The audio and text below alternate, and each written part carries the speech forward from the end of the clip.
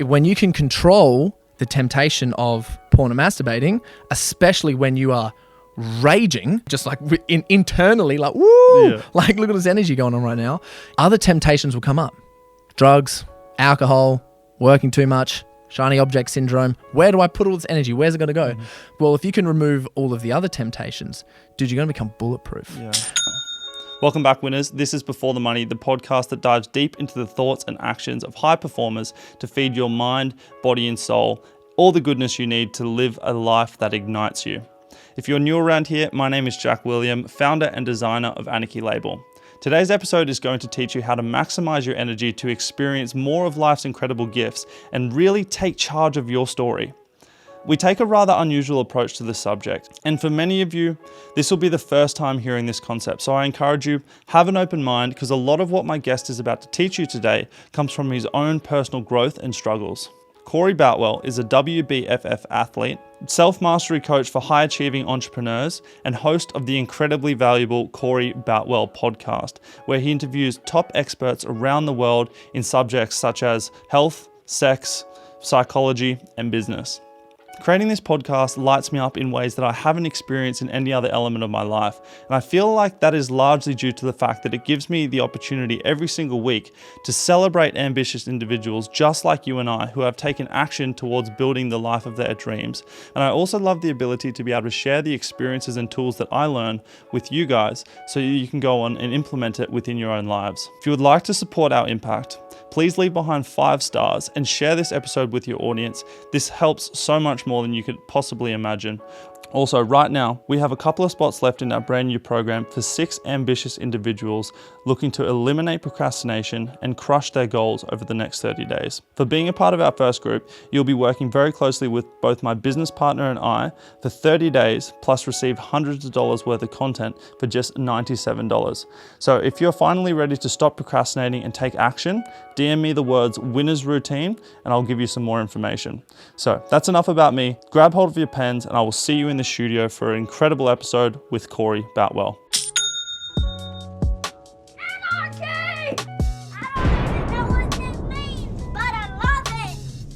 What is up, ladies and gentlemen, boys and girls? Welcome back to another episode of Before the Money. I am joined by the very talented Corey Boutwell. How are you doing today, brother? I'm good, man. Thanks so much for having me on. Oh, my absolute pleasure. Thanks for sharing your time with us. Oh, good, man. So I'll dive straight into the nuts and bolts here. With all your long-time listeners, you know we ask this question straight off the bat. What gets you fired up, brother? Oh, man. Let me just think about that for just 2 seconds because there's like a million thoughts just sort of go nuts for a moment. What really gets me fired up is when I'd say the people that I work with have a massive shift. And anytime that I've learned something that's worked for me and it works for someone else, like I want to do that again. Yeah. Like sometimes before, just as like for anyone's background, I do a lot of coaching programs, one-on-one programs for, men to overcome themselves. And sometimes it'll be like before we have a group call or something, I'll be feeling tired, lethargic about something. I'm like, group call tonight, because I get up early and we have like a late group call. And then at the minute we start the call, I'm on those and mastermind events and probably deep reflection. Yeah, and getting on stage and competing in like fitness, bodybuilding competitions. So there's 4 things there.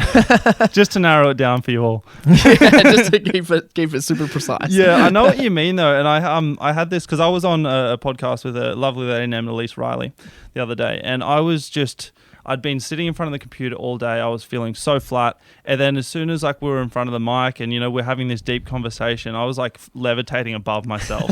You know what I mean? It's so cool when you're living a life that like really lights you up like that, because like it doesn't matter if you haven't had a night's sleep that night or whatever, like you find it in you because it's just driven by passion. Dude, that's a really good point. So in the book, The Untethered Soul, Michael A. Singer, he talks about, where does energy come from? And I talk about this example a lot with a lot of my clients. And one of the things is people think like, it's in your body, what you eat when you sleep, like whatever it is. Like, yes, that does contribute to ATP energy and general not feeling fatigued. But I use this example of, remember when you were like 18 years old and you're messaging like a girl or something and it'd be like a Friday or Saturday night, you're 18 or 20, something like that. And what happens is you just stop talking for a little while, or you've been talking during the week and you have a night in and you're like, I'm gonna have a night in for once, I'm hell tired. And then she messages you at like 7, 8 o'clock or something. And you're in bed like just chilling, doing nothing. She messages, "Hi, what are you doing tonight? Like, want to hang out?" Within 5 minutes, you are up out the bed, completely changed. You smell delicious. You look fantastic, and you're out the door like immediately. Like, where did that energy come from? Right? Like necessity. Necessity. Yeah, well, it's just like, when you got something that you really desire and you're really excited about, boom, energy will summon. And I know for anyone here who like exercises or anything like that, or even you playing music and stuff, sometimes you'll be like, resistance to get it. But as soon as you get in the flow, energy just comes up and summons within you. So, and it's interesting as well because like, where does that come from? When you break it down, like someone like David Goggins, for instance, the fact that he can run these like 100-mile mega runs through the desert and all that kind of stuff, where does that energy come from? Because that goes well beyond the kind of normal human capacity, basically. But he has like this passion and this drive that kind of pulls it out of the ether somehow. And it's absolutely incredible. Like, I really love stories like that, and I'm really interested in, because I'm kind of quite new into taking my fitness seriously. Like, I've always played sport and stuff like that. Good job, man. Appreciate it. But like, I've never done it really outside of sport, really, just like for the pure passion of it. And now feeling how my body responds to the world around me and how my energy and how my happiness and stuff is affected has been super uplifting, and it just makes me kind of want to do more of it as well. So before we dive into that question, I'm going to ask you, I want to talk a little bit about kind of competing, because you did. What would you say that was? Because you weren't like a bodybuilder. Yeah, not a bodybuilding, so it's like fitness competitions. Yeah. So I compete in WBFF, which is World Beauty Fitness Fashion. Yeah. And I got a pro card in 2019, naturally. Yeah. Obviously untested competition. But what's really good about it is they've got like the big dudes, which are muscle model, then they've got fitness. Yeah. So natural guys sort of can have, they've got a chance.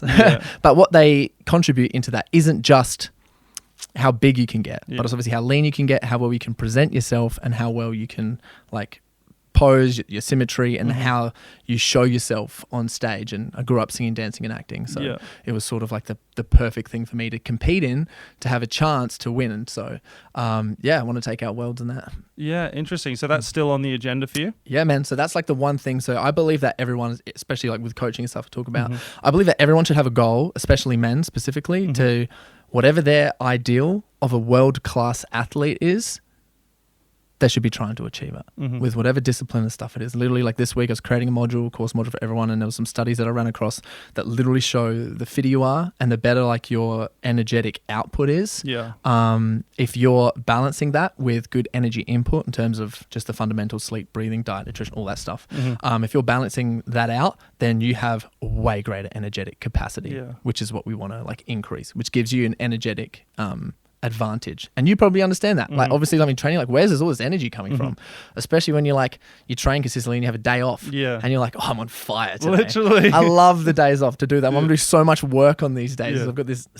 Well, I'm 75 hard at the moment, so no days off. No days off. No days off, baby. That day 76 gone from great. Literally. Hey, literally. I'll see how I go. I might go the hard life or whatever it's called, because I'm feeling good. So the one thing, I haven't really talked about it too much on the podcast, but the one thing that's happened for 75 Hard for me is because I've never had a job before, right? So I've been self-employed since midway through high school. Love it. And with that comes a lack of kind of structure. I've never had to get up and go to a job at a certain time or anything like that. Whereas 75 Hard has given me that structure just purely because I don't have time to fuck around. I got to get 2 workouts in. I got to do like reading and all this kind of stuff, as well as on top of the workload of running whatever businesses that I'm working on. So this has given me that structure I feel like I really need. So as well as like the fitness and the energetic benefits, I've also become a lot more purposeful in my business and my creative endeavors as well. And I feel like that's really come through, I think, the bonus energy that I've got, but like in terms of mental clarity. you know, because I still have to sit down and do desk work, and sometimes it's fucking hard because I'm there like tapping my foot and doing all this kind of weird shit. Yeah. But like my mind is just so clear. Like there's no resistance between a thought and an action anymore. Super clear. And I attribute that to, definitely like the activity that I'm doing. Because I went through a stage where my routine sucked. I was just working on the computer constantly. I was monotone. I had no sex drive. I didn't really have anything like that. I was just like a flat human being. And it's because I wasn't, giving my body what it needed. It wasn't fulfilling the primal desires, so to speak. Yeah, you got a routine now? Got a routine.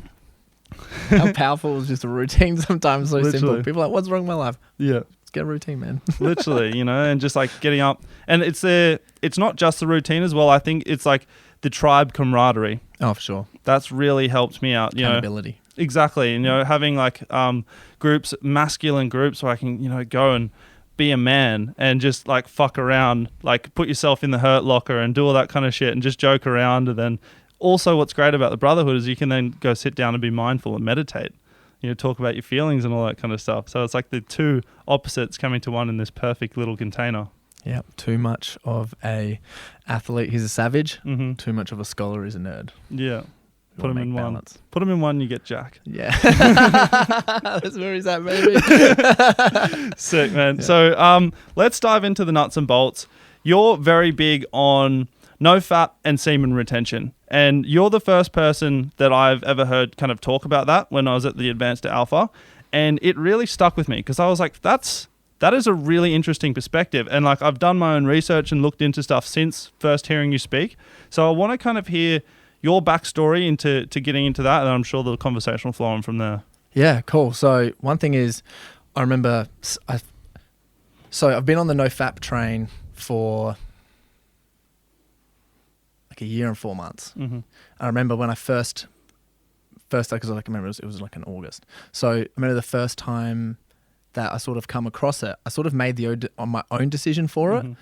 Before even diving into the research. I was like, this is sort of what my intuitively my body is telling me that it needs. And then I dove into the research of everything and I was like, whoa, this is like sort of like coming out of everywhere. And I just like, instead of going to like, I know, because I'm kind of seeing it all over the place now, but it was like a lot of John Gray and a lot of like sex teachers and like sex masters and stuff is what I've researched. And I was like, oh, okay, so that's like, they've got all this like science backed up for like hundreds and thousands, like hundreds and not hundreds and thousands, hundreds and space thousands. It's like thousands of years people have been doing it for, right? Yeah. And essentially what got me in it was a big breakup, man. So I remember like, well, just to get like real vulnerable with all of it, super addicted to porn. Hey, like was in a relationship, and I remember it started to go sour because we were both just on different paths. Yeah. And we tried our best to make it work. Like we really did. We gave it like absolute best. We had conscious conversations. We tried figuring it out, but it just wasn't. And when things started to get a little bit difficult, my outlet was, well, sort of need to let off some steam and just started watching hella porn. Then it just started getting bad, man. It was like, I had this beautiful girlfriend and I was like, well, even though things weren't really working out too well, but I was like masturbating like twice a day. Like it was full on, dude. Yeah. And were you guys having sex? Yeah. Occasionally, but it wasn't like, I didn't have that huge desire to, because I was masturbating all the time. And I noticed that everything was sort of going down that. Yes, it was very emotional because obviously everyone knows when it comes to a breakup, it's hectic, especially if you've been in love for a certain period of time. It was like a long, like, serious relationship. Yeah. So at the end of that, it was like, cool, let's, well, that's just what happened. Yeah. And then, so as it started to like break and we finally had the conversation, like, look, I'm going this way, you're going that way, let's do it. And then obviously all the breakup and stuff happened. Then you have to deal with all of those different emotions. And I remember even just to get over those emotions without even just like the no fap thing, just as like I love talking about this because I think it's really important for people to do, was I said, well, to get over these emotions, to get over as quickly as possible, to move on with my life, I need to do a few things. First thing I need to do is get rid of this emotional turmoil which is going in. So I was like, how do I creatively express myself? I make videos, podcast, edit, put things on YouTube all the time. So I was like, cool. Well, I'm going to make her a video of just summarizing all of the things in our relationship for her, but also for me. Yeah. And I remember just like typing, like editing on my computer, all of this like crazy cute shit. I'm just like, And I was like, I got to allow myself just puddling on the desk in front of you. Yeah. Dude, I was like, I got to allow myself to feel all of these feelings so I can move through them. Because men, like, we sort of, the way we look at emotions is we're like, we've got stuff to get done. Let's put these aside, like move these emotions over and keep getting stuff done. And we'll just keep going. When majority of women or people who are feminine, even some dudes, are a little bit different in terms of they need to acknowledge and feel their feelings first before they can go and do stuff rationally, analytically and logically. So I was like, cool, how am I going to do that? So I created this video, cried my eyes out for like 2 days and felt like amazingly better after that. And I was like, okay, what's the next thing? I was like, cool, what am I doing at the moment as like a distraction to stop myself from feeling all these emotions was watching porn and masturbating all the time. So I was like, you know what? I'm just going to cut this out. Like, and I had to say to myself, like, because of my relationship with it at the moment, I just need to quit it. Like 100% no porn, no masturbating from today, done.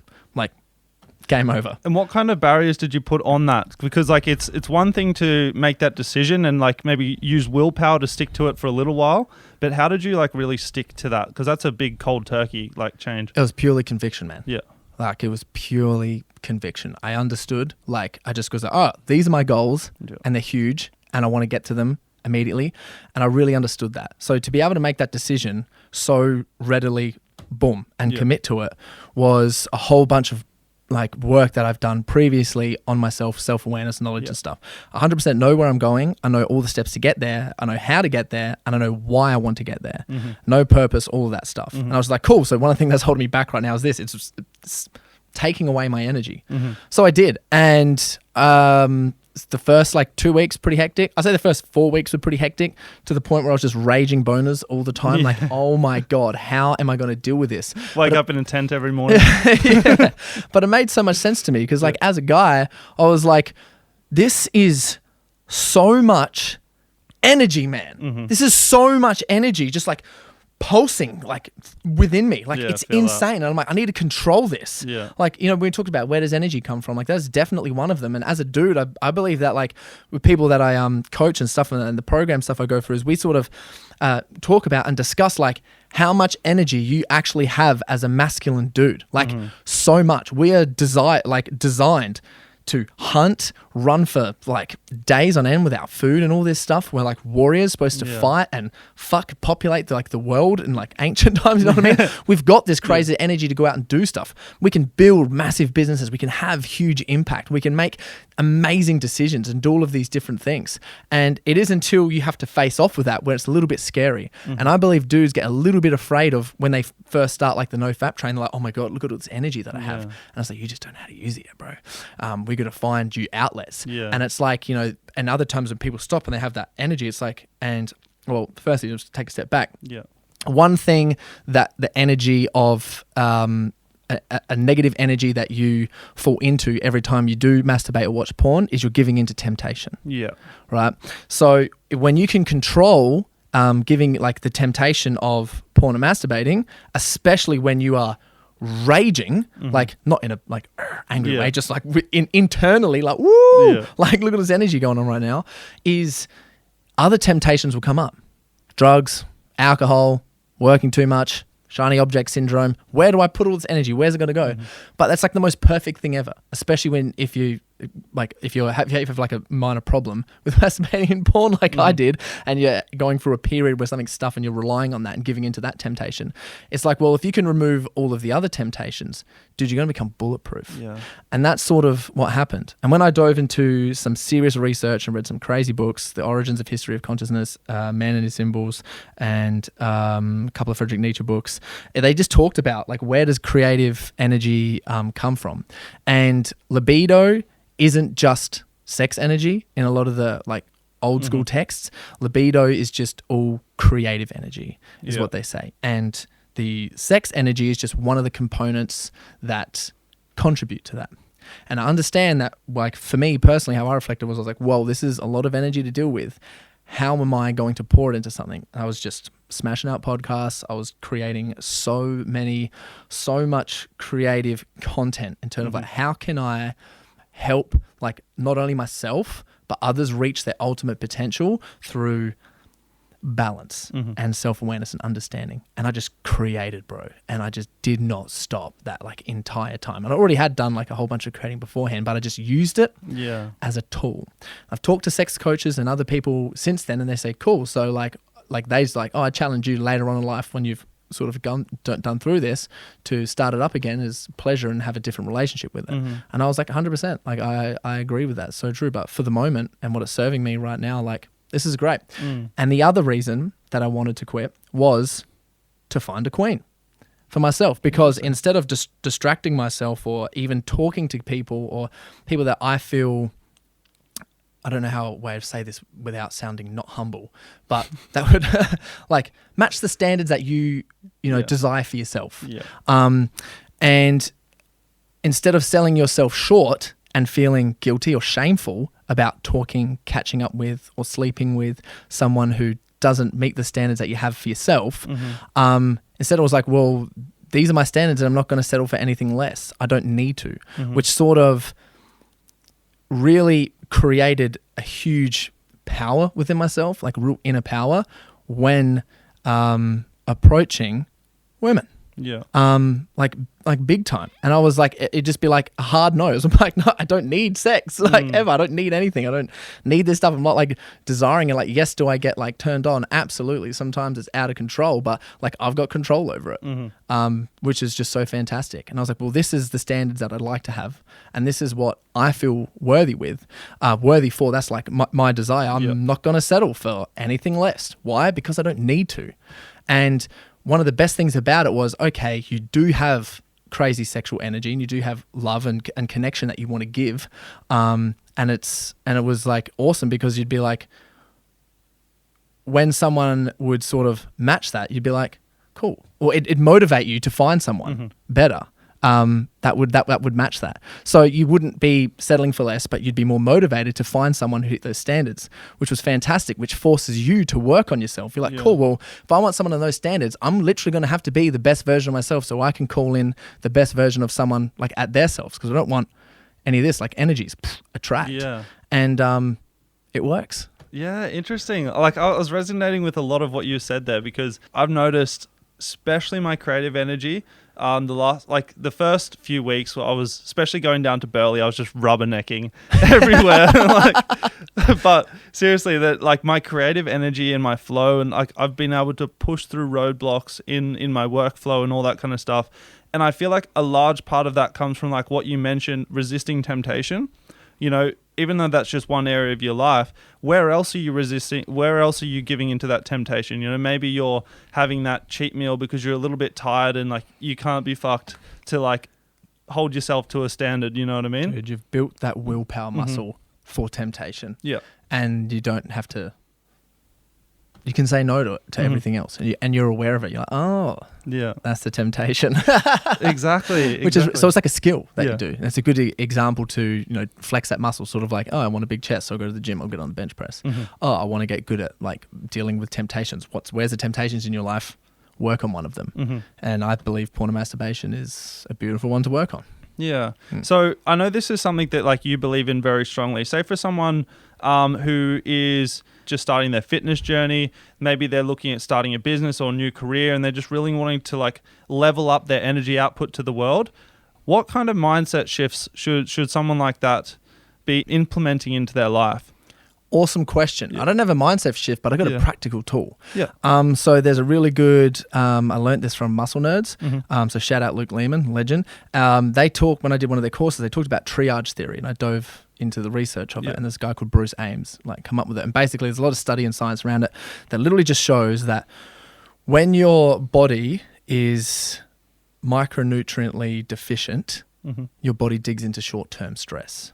And just for someone to understand like how your body works, is it's at the moment, like just in the 2022, the world that we have, right? It's just it's a stress machine with micro stress doses. And you have a tank of willpower every single day, and micro stress doses sort of just, man, I could go on this topic for ages. I've got like 100 thoughts right now. We got time. All right. So in terms of, you have like a little tank of willpower that micro stress doses dive into. Obviously you got macro stress doses, like big stress, but you got mini ones as well. What does that look like? So waking up to an alarm, mini stress. Looking at your phone and you've got like notifications on there.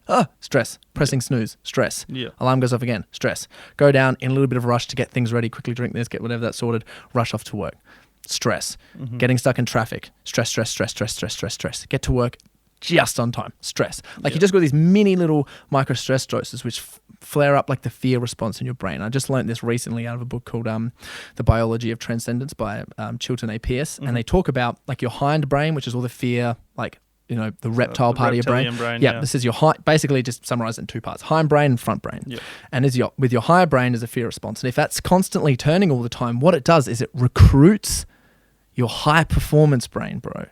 So it recruits it if it's conditioned. So then you will use your high performance brain, which is, you know, manifestation, rational, logical, analytical, like making things come to fruition. Like it's like your front brain is so powerful, man. And it recruits it. So then you're going to be just in consistent, like downwards momentum. You'll be one of those people that sort of think like, why does shit stuff happen to me? All the fucking time? And I just don't understand. Like, man, you can ask anyone in my life right now. You ask them, like, they're like, man, so much shit happens to you. And you're like, I got to deal with all this. It's like, seriously, your hind brain is obviously there's special circumstances for everyone else. Like everyone has some intense circumstances, which is just way out there. But I'm just speaking generally right now. If that recruits your front brain, what happens is your whole brain and your heart also have like work in coherence. So your heart, gives out frequencies the same way your brain gives out frequencies. And you can plug, like to measure your brain frequencies, you got to put nodes on your head to measure it. You can measure the frequencies in your heart from 3 feet away. Wow. Right. Because your heart is so expansive. Yeah. It's got all these neurons in there, same with your brain, but the frequencies are ridiculous. Yeah.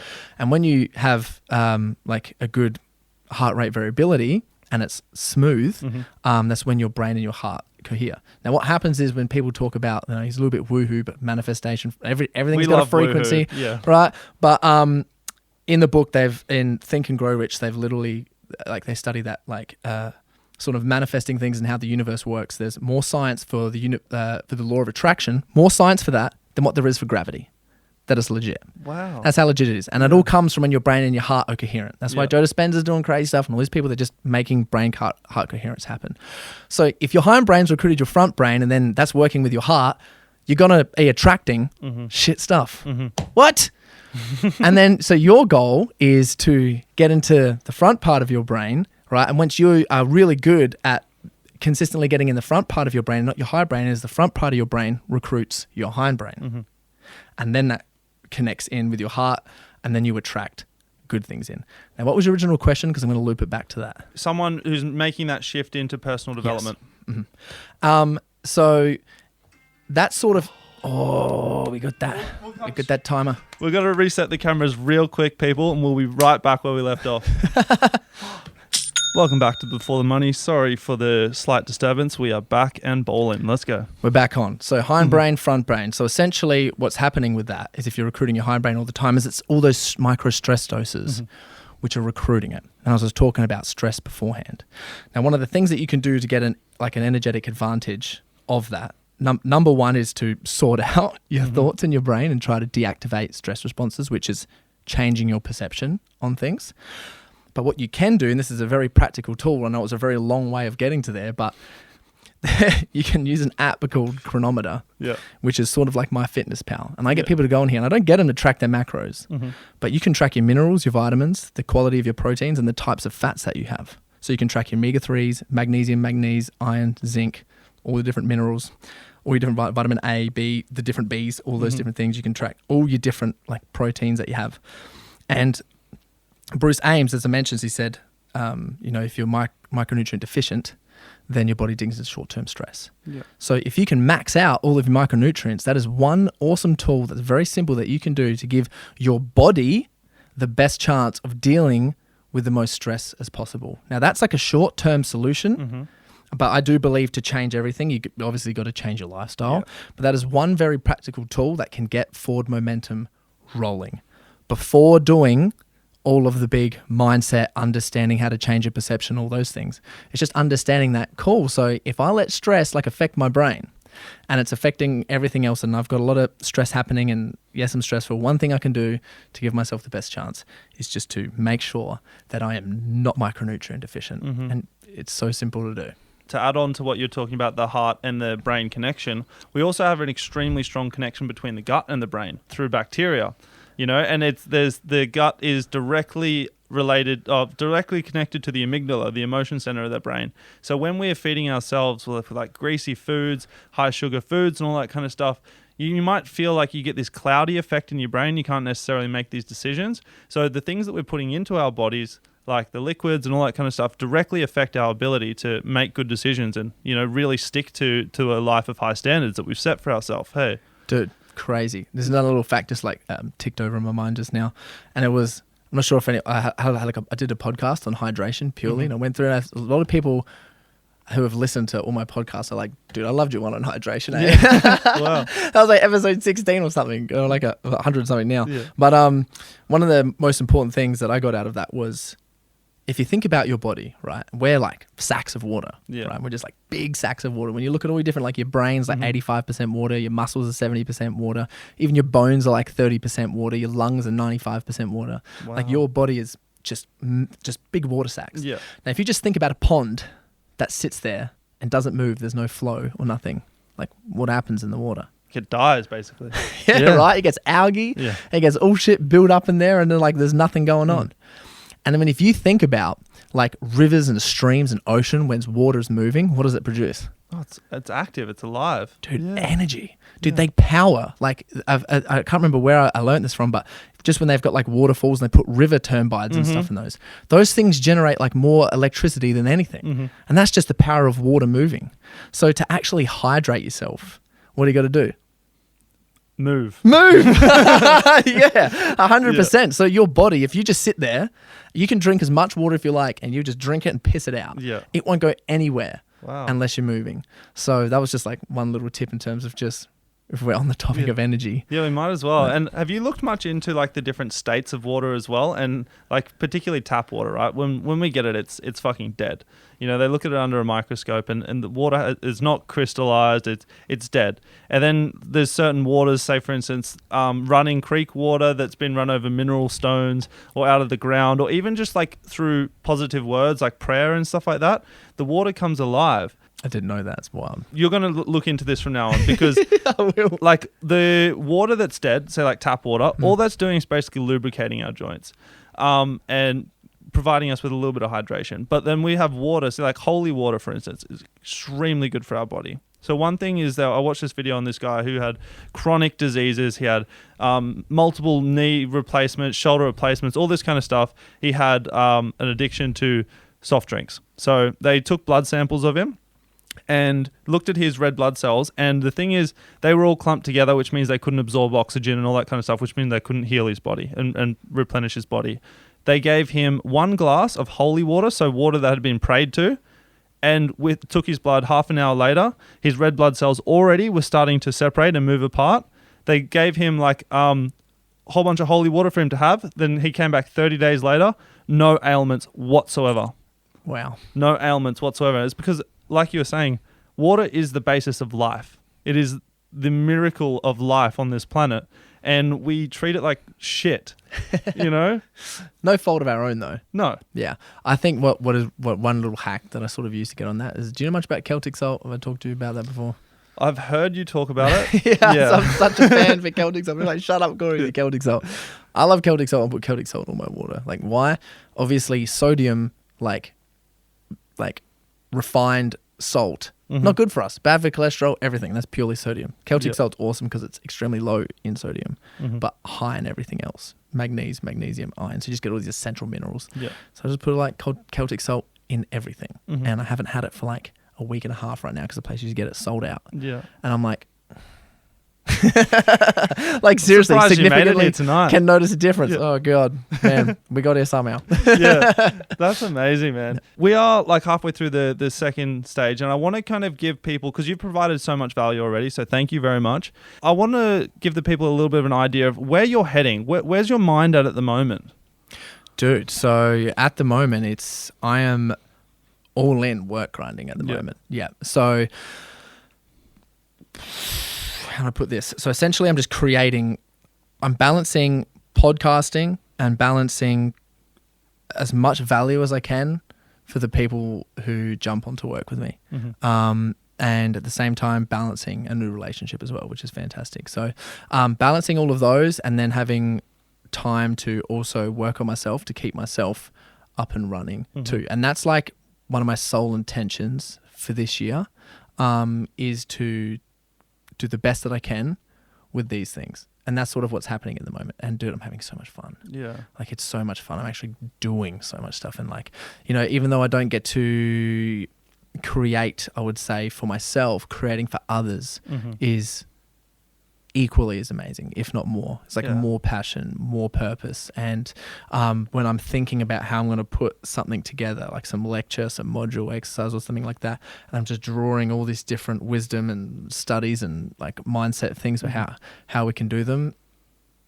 Yeah, it's very self-fulfilling. It's great to achieve these things for yourself, but being able to pass that on, also one thing, it makes you realize, oh, I actually really do know what I'm talking about. And then seeing them get the results and going through that process, it just lights me up inside. Fires me up, man. So I'd also say one thing is, and I was talking to my clients about this today, was death of the hero, birth of the king.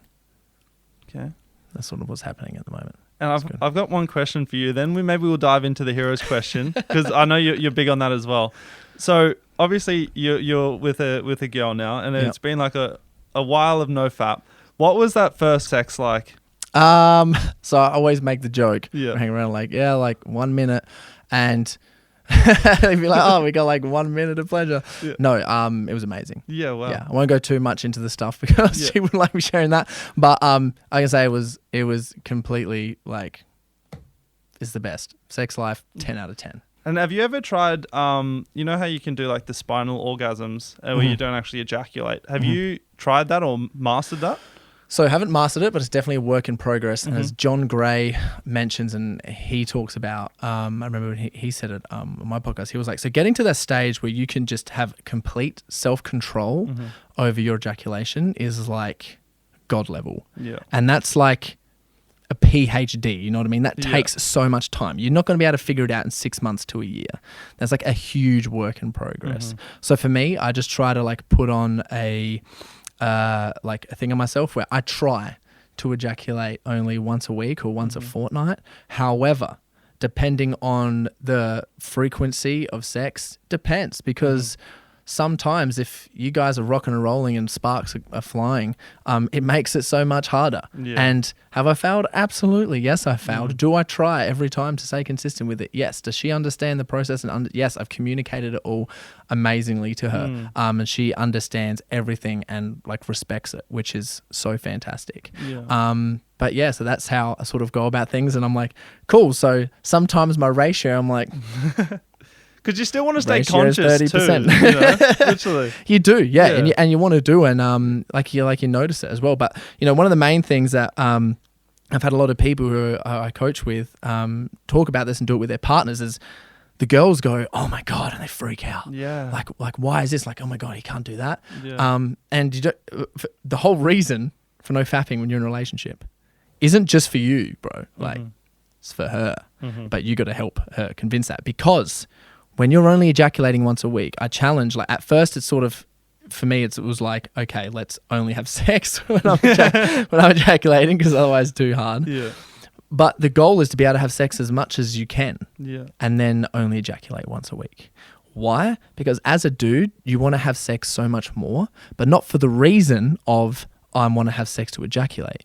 You just want to have sex to enjoy the pleasure and connect with your partner, which is huge. And you can, like, literally, the best sex that like I've had has been the ones where I haven't ejaculated, because it's not about you. And as a guy, we love to give. We want to provide, protect, support for our family, our loved ones, our community, our lover, all of those different things. And it's an opportunity to give. And that's a very big mindset to shift for a dude. It's like, wait, I can give the gift of sex to my partner.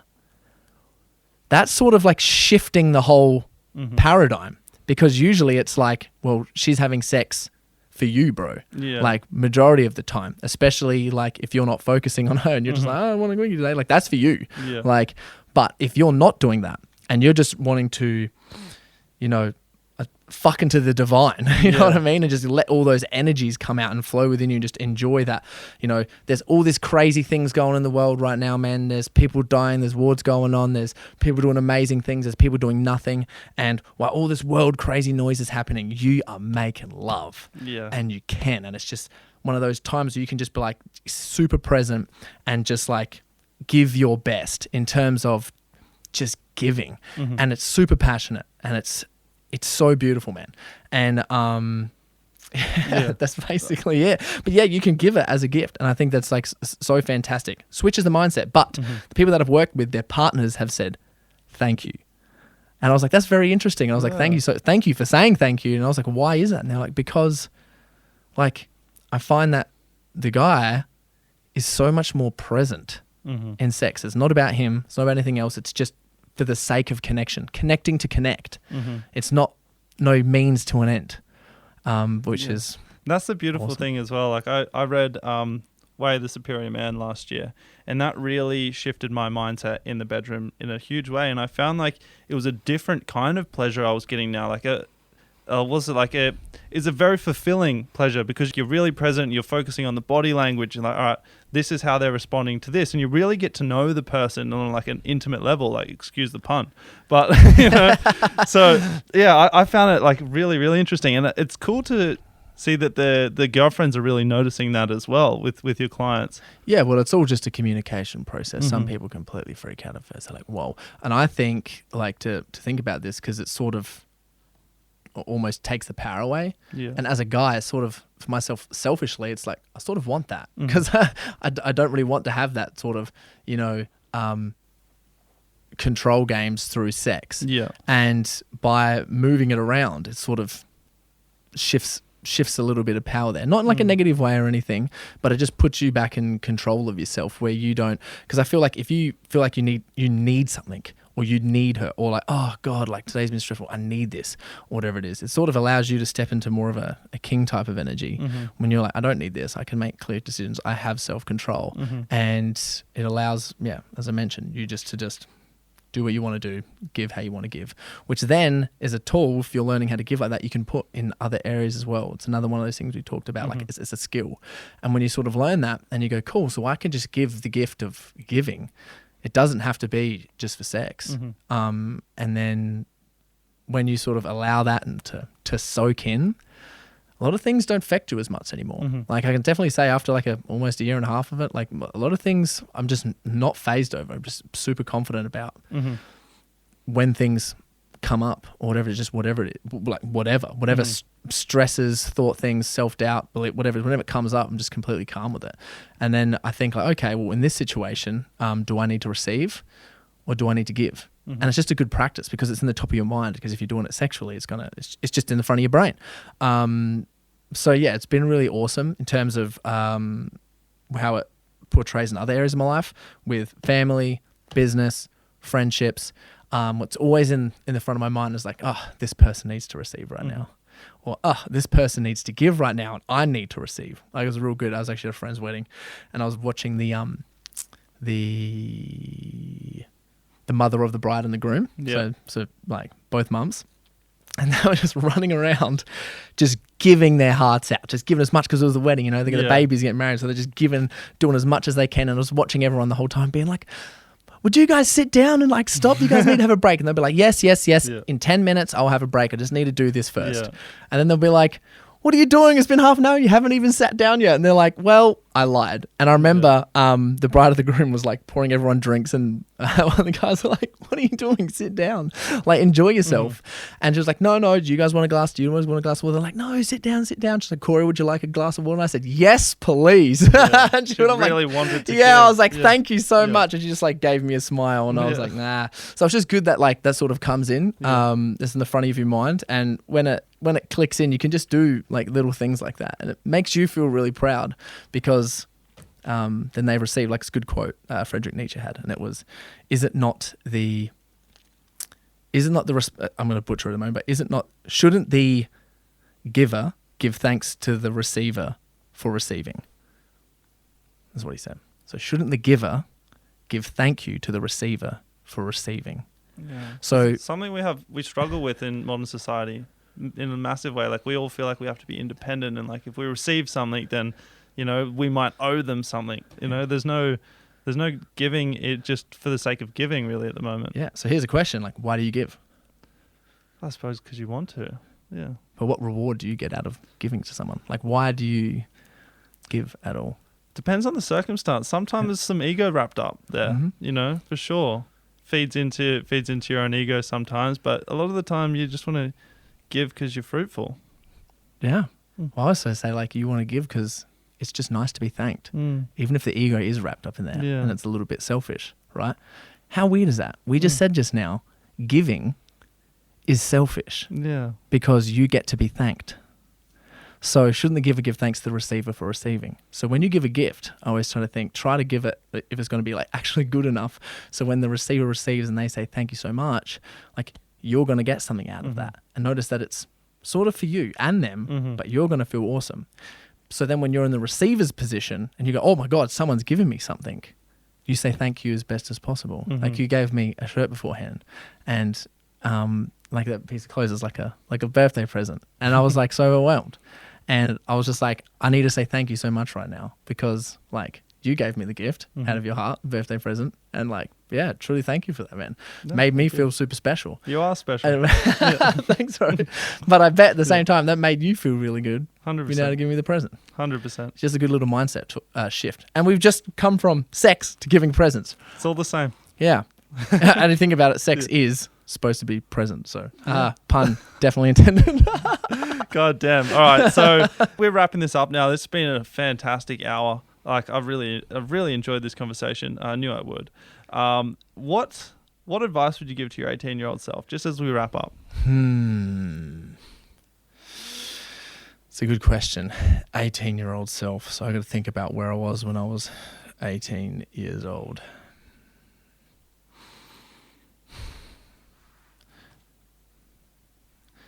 That's deep, man. So it sort of depends. So one thing pops into my mind is to be like, just keep going, man. Because I love everything that I've done and where I'm at now, the position to where I was when I was 18 is sort of like all my wildest dreams and stuff are coming true. And it's been, like even as I mentioned yesterday, my birthday is so overwhelming. The love and the support and the networks and all of these things that I've envisioned for myself are just sprinting at me. And even just with like certain love languages and the appreciation that I get from my clients and my close friends and the sincere acknowledgement and favors and people going out of their way to do things for myself that I've been doing for like long periods of time without expecting anything in return. To be able to surrender into that is so overwhelming. And I had a like one of my mantras for this year was like surrender into abundance, which has just been so powerful. Fantastic. Yeah, and that's I just keep on just like you deserve more than this. You deserve. At the same time, like, God, do I deserve this? Do I deserve this? Holy. However, like just to get egotistical about it, it'd be nice to get there a little bit earlier. But one of the things that I would say to my 18-year-old self was learn the hero's journey so that you can predict everything. Wow. Because I predict so much shit. It's fucked. And you've got a really great podcast on the hero's journey as well. Do you want to plug that for the audience? Do you remember the number? Yeah. So that's like, if you go into my Spotify, Corey Boutwell Podcast, I've highlighted it. It's number 50. Brilliant. Yeah, number 55 is the Hero's Journey podcast. If anyone wants to learn or dive into that, I highly recommend every single man to dive into that because it's essentially every single story that's been told since the history of time. And the reason that it's been told since the history of time is to give people guidance about what to do with your life. And we've mentioned so much stuff in this podcast: temptations, trials, tests. We didn't get into slaying the dragons or too much king stuff. That's on the next one. However, one of the things that is awesome is if you really understand and go through the hero's journey and you apply it to yourself, is you just understand what's coming next, and when things are actually happening to you and you're freaking out about them, you're like, this is supposed to be happening. So just to plug some stuff, podcast, Corey Boutwell Podcast. And if anyone wants to find me in anything or keep up with stuff, I'm constantly posting as much as I can on my Instagram with everything. So yeah, you probably see my logo around the place if you do follow me and stuff. And if anyone has any questions on anything that we've talked about, please reach out. I'm really active in the DMs and everything else, and I'll get back to everyone as best as I can to help you out, man, because I love to give selfishly so that I can get thanked because it feels good. Oh, what a beautiful way to end it. Slide into his DMs, ladies and gentlemen. You've been listening to Before the Money. I'm Jack William. Thank you, Corey, so much. Thanks for having me on, honestly, man. Bringing value. I love this. Tune in next week. We'll see you guys. Bouncing with energy. Peace and love. Oh, fuck, you know. Wild. Bro. I hope today's episode left you with a spark of inspiration, or maybe even answered a couple of questions that you didn't even know you had. If that is the case, there are 3 really quick ways you can help us seriously grow this show and impact more lives. Number 1, leave behind a 5-star rating so that all newcomers know they're in for a treat. Number 2, share this episode with your audience and spread the message. Number 3, donate to the show. Now, this podcast is a massive passion project of mine, so all community funding goes directly back into leveling up the content and guests to provide you with as much value as possible. Every Tuesday, I sit down and chat with a high-value guest to learn about how they were able to build an impactful life that ignites them, so make sure you hit that subscribe button so that you never miss a release. This show is presented by AnikiLabel.com, and in the show notes below, I've listed an exclusive discount code for you to go and check out. Last thing before we go, send me a message with the words winners routine if you're finally ready to eliminate procrastination and you want to learn more about the program I spoke about at the beginning of the episode. Remember, success is not determined by what we achieve, but by who we become. So much love, guys. I really appreciate you guys listening to this one. I will see you all next week.